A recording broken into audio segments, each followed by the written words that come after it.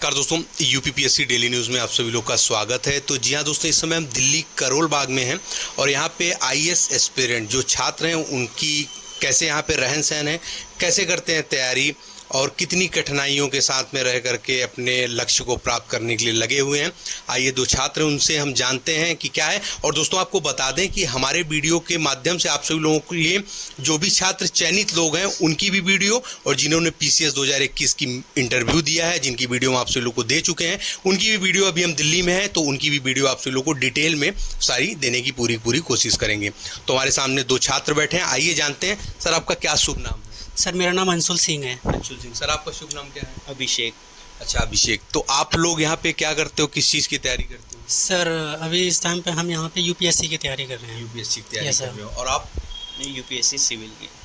कब से आप तैयारी कर रहे हो और आपका क्या है कि कब से आपने सोचा तैयारी करने को लेकर के? एजुकेशनल बैकग्राउंड क्या रहा है, क्या क्या आपने तैयारी की है, इंटर किया, ग्रेजुएशन किया, वो किस प्रकार से सोचा, पहले आप बताएं।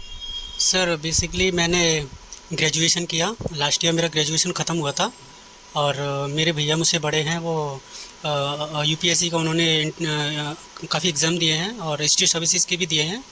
अगर उनके सारे एग्ज़ाम्स इंक्लूड करके बात करते हैं तो वो 15 बार मीन्स दे चुके हैं, जिसमें यूपीएससी और स्टेट पीसीएस यानी कि यूपी पीसीएस और राजस्थान का आरएएस, और ओवरऑल उन्होंने 9 बार इंटरव्यू फेस किया है। तो वो काफ़ी लंबे समय से तैयारी कर रहे थे, 2016 से। तो इस दौरान मैं चीज़ें मुझे वहाँ से पता थी। तो पिछली साल मैं जैसे मेरी ग्रेजुएशन ख़त्म हुई थी तो मैं यहाँ पे नवंबर में दिल्ली आ गया। अच्छा, तो आपके जो प्रेरणा स्रोत हैं वो आपके बड़े भैया हैं, जिनको देख करके आप यहाँ पे तैयारी करने आए? जी सर बिल्कुल, बड़े भैया ऋषि कुमार। तो आपका क्या सीन रहा है एजुकेशनल बैकग्राउंड को लेकर के और तैयारी करने के लिए? क्या प्रेरणा स्रोत रहा कि आपको दिल्ली आना पड़ा और तैयारी करना पड़ा यूपीएससी के लिए? मैंने क्लास 10th अपने होम टाउन से किया हुआ है और फिर मैंने 12th अपनी साइंस स्ट्रीम से की। उसके बाद उसी 12th क्लास के दौरान ही एक रुझान आने लगा कि यूपीएससी की तरफ जाना चाहिए। उसके बाद फिर मैंने यूनिवर्सिटी ऑफ दिल्ली में एडमिशन लिया अपना पॉलिटिकल साइंस ऑनर्स के लिए। तो अभी मैं फाइनल ईयर में और साथ में इसकी तैयारी भी कर रहा हूँ इसी ईयर से। अच्छा, कब से प्रेरणा आपको मिला कि हमको यूपीएससी की तैयारी करनी है? क्या कब से आपको लगा? ग्रेजुएशन में, इंटर में, कब से? और 11-12 से रुझान आने लगा था इसके प्रति। अच्छा, कि कोई आपके प्रेरणा स्रोत रहे हैं, कोई ऐसे आईएएस या पीसीएस कुछ? कोई पार्टिकुलर नहीं रहे, पर हाँ एक पोजीशन के प्रति रहा है अट्रैक्शन। अच्छा, उस पद को लेकर के जो गरिमा होती है उसको लेकर के आपने ये तैयारी करने का सोचा और ठाना, ठीक है। तो आप करोल बाग में कब से रह रहे हैं? सर मैं पिछले साल नवंबर से रह रहा हूँ। नवंबर से। और आप कब से रह रहे हैं? मैं इस मार्च में ही आया हूँ। अच्छा, अगर छात्रों के लिए देखा जाए तो दिल्ली में जैसे करोल बाग हो गया, और कौन से एरिया हैं जो स्टूडेंट को लेकर के हैं जहाँ पे स्टूडेंट आगे अपनी तैयारी कर सकते हैं, और कुछ अच्छे कोचिंग संस्था जो करोल बाग में हैं, जो मुखर्जी नगर में हैं, तो कुछ ऐसे नाम आप बताना चाहेंगे?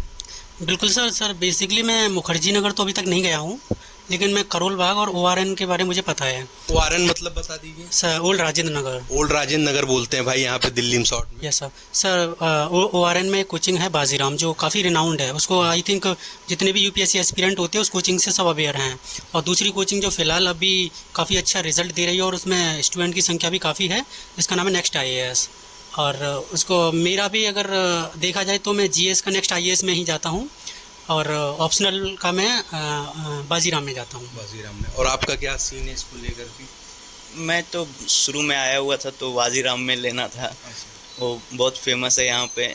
उसके बाद फिर विजन आईएएस के जो सारे मटेरियल्स वगैरह है वो देखा, नेक्स्ट आईएएस सारे रिसेप्शन वगैरह में देखा। उसके बाद फाइनली जो मेरे अनुकूल बैठा वो था विजन आईएएस। सीसेट वगैरह भी हो जाती है इसमें, टेस्ट सीरीज़ भी रेगुलर मिल जाती है, तो ऑनलाइन लेक्चर का भी कोई दिक्कत नहीं होता अगर क्लास छूट जाए तो, इसीलिए विजन आईएएस के लिए। अच्छा, विजन आईएएस की आपकी फ़ीस कितनी है? 180 है। 180 है। हाँ, उसमें क्या क्या फैसिलिटी मिल रही है आपको?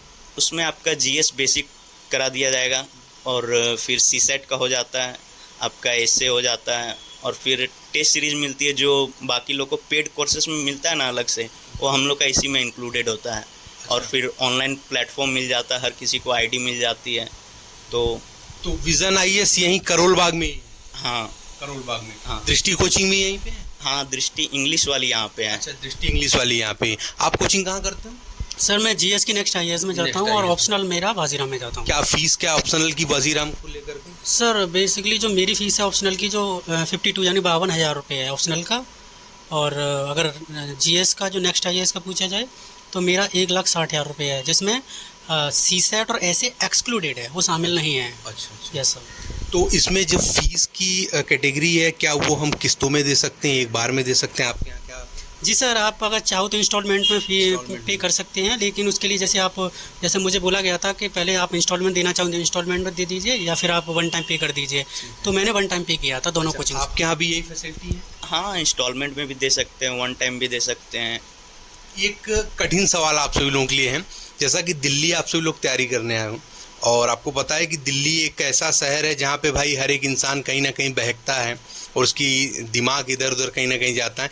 तो इसको लेकर के आपका क्या नज़रिया, क्या आपने स्ट्रेट सोचा है, क्या चीज़ें हैं इसको लेकर के? सर जैसा कि जो सिंपल सा ऐसा फंडा जो नए छात्र आ रहे हों, जो यहाँ की चकाचौंध रोशनी देख करके वो अपनी जिस लक्ष्य को ले करके आते हैं वहाँ से भटक ना जाएं, तो आपको अभी तक क्या ऐसी चीज़ें करनी पड़े यहाँ पे जिससे वो सारी चीज़ें सही लगें? सर जैसा कि आपने सवाल किया है, जो मुझे समझ आ रहा है कि यहाँ पे आके छात्र, जो कहा भी जाता है कि 5% ही विद्यार्थी पढ़ते हैं, 95% तो माँ बाप के पैसे पे मस्ती करते हैं यहाँ। तो मैं समझ पा रहा हूँ कि सभी लोग पढ़ने के लिए आते हैं और ये तैयारी करने के लिए आते हैं और हर किसी को कहीं ना कहीं एनकरेज होते हैं जब उनको ये लगता है कि हमें यूपीएससी करना चाहिए। और आजकल तो आप सर इसका यूपीएससी का ट्रेंड देख ही रहे हैं, लोग कितने देहातों से बहुत छात्र आ रहे हैं हमारे कोचिंग में, बाजीराम में, और नेक्स्ट आईएएस में देहातों से बहुत छात्र हैं, रिमोट एरिया से काफ़ी छात्र हैं।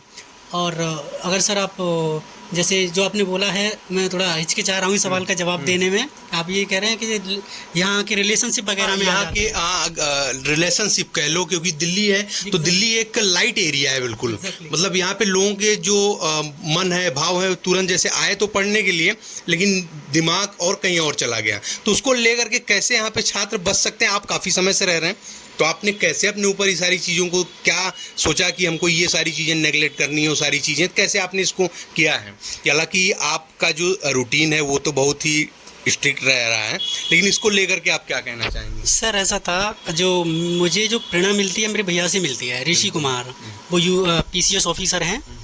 और जब लास्ट ईयर गए थे यहाँ से ट्रेनिंग पे अपनी पे, तो उन्होंने मुझे जाते वक्त एक बात बोली थी कि क्योंकि उनका तो ये फ़र्ज़ था बड़े भैया के नाते कि अभी तक कोई गलतियाँ हुई हैं उनको पीछे छोड़ के आगे बढ़ना, हालांकि ऐसी कोई गलती हुई ही नहीं है।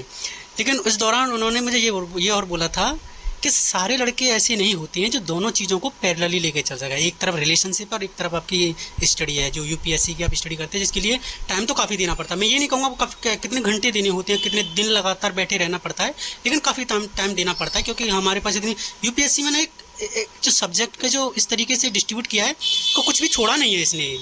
मतलब इसकी आप इकोनॉमी, आप पॉलिटी, ज्योग्राफी, क्या ऐसी चीज़ आप सोचते हो, टाइम बचता नहीं है? क्या ऐसी चीज़ आप सोचते हो कि जिसको सोचने के बाद वो सारे लाइट एरिया सब आपके दिमाग से निकल जाते हैं, सिर्फ पढ़ाई आती है? वो ऐसी कौन सी एक पॉइंट है जिसको आप सोच करके करने लगते हो? सर पहली बात तो ये है कि मेरे भाई का यूपीएससी में सिलेक्शन नहीं हुआ, आईएएस नहीं मिल पाया, तो एक तो उस बात का भी दुख था कि इतनी मेहनत करने के बाद उनको ना मिला। तो एक बार हमें ये सोचना था अगर मेरे भैया को नहीं मिला तो वो मुझे गेन करना, मुझे प्राप्त करना है। और दूसरी बात ये थी कि सर आप अब अगर देहात से आते हैं तो मुझे लगता है मैक्सिमम एस्पिरेंट्स का बैकग्राउंड काफ़ी फ्रेजाइल होता है, काफ़ी कमज़ोरी होता है, आप देखो फीबल रहता है। और आप कहाँ से बिलोंग करते हैं? कौन? सर मैं आगरा से हूँ, उत्तर प्रदेश आगरा से हूँ।